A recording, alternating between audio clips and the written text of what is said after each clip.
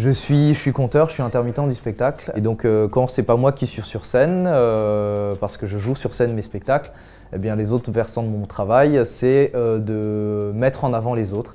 Et donc que ce soit de les lancer sur des scènes à eux. Et quand on peut, on écrit un texte, on écrit des textes et on travaille pour faire un spectacle tous ensemble. Et c'est ce qu'on fait ici à l'E2C avec des jeunes en réinsertion professionnelle. On utilise la poésie comme outil pédagogique pour qu'ils arrivent à se raconter des choses personnelles, mais plus loin encore, qu'ils puissent le réutiliser dans d'autres domaines.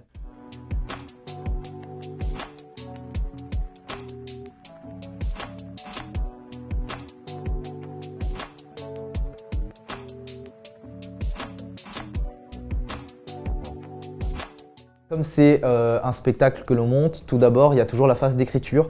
Donc on choisit un thème, on choisit des thèmes, moi je donne des contraintes, des outils. Les contraintes d'écriture, ça permet de dire, voilà, je vais commencer avec telle idée, et puis si ça ne marche pas, je m'en fous, je vais faire l'inverse, je vais faire autrement, mais ça te donne un point de départ.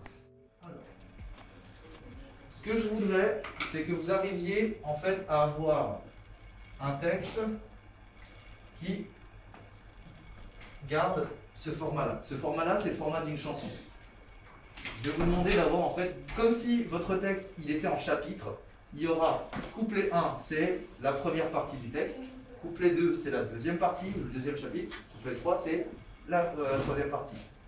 Quand je disais début, milieu, fin, c'est simple, c'est que les trois parties, c'est à peu près début, milieu, fin. Non, je préférerais faire couper un refrain, couper deux refrains, couper trois refrains.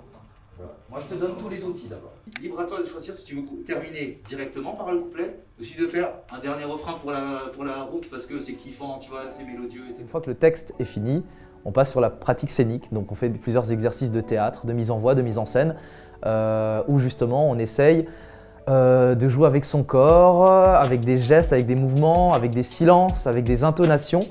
Et surtout, on essaye de faire des exercices de partage d'histoire autour de soi parce que, en fait, déjà arriver à raconter une blague, une plaisanterie et raconter un souvenir et au fur et à mesure un poème et le poème que l'on destine pour la scène, c'est voilà, plusieurs strates où au fur et à mesure, on essaye de faire de plus en plus de choses, mais on y va vraiment de façon ludique, didactique et au plus simple parce qu'il faut avant tout que ça vienne, ce soit spontané. C'est vraiment travailler la spontanéité.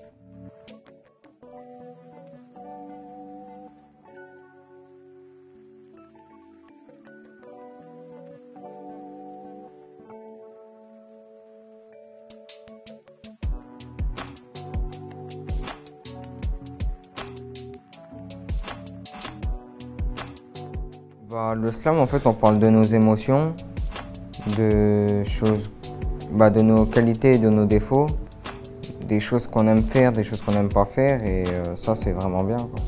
Parce qu'il y a plein de trucs que je disais pas avant et que j'ai appris à dire là seulement maintenant. Par exemple, le décès de ma grand-mère, avant, j'en parlais pas, et là, je me suis mis à en parler, quoi. C'est rare qu'on partage des choses sans jugement, et ça, c'est cool, parce qu'à chaque fois qu'on fait un truc, il y a un jugement derrière, enfin, c'est relou, quoi. Et là, ça se voit qu'on peut parler librement, en fait. Et ça fait du bien, quoi. Moi, ça m'aide vraiment, perso, comme une thérapie pour moi. Et du coup, en fait, on propose des textes, on écrit un texte, et puis après, on se lance, quoi. J'ai parlé de discrimination, que ce soit l'harcèlement scolaire, la violence conjugale, le racisme et les religions, qui se terminent par des guerres. Que chacun a sa façon d'être, sa liberté, sa culture, sa religion, mais qu'on a le même sang. Qu'on est tous égaux, que chacun a sa liberté d'expression, que chacun est différent. On est tous pareils, mais si différents. Certains plus que d'autres subissent l'harcèlement. Être handicapé, blond, noir, blanc, un style atypique, athée, croyant.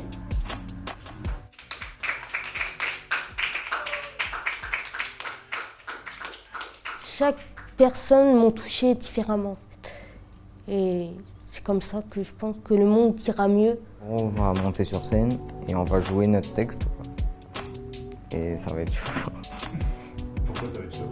Après, ça dépend pour qui, mais genre moi déjà, je stresse déjà de base, alors pour là, on m'a dit dans une semaine, ça va... Wow. Ça sera notre récompense, je pense, d'avoir un maximum de gens qui viennent et leur prouver que même nous les jeunes, ça nous touche en fait. Voilà.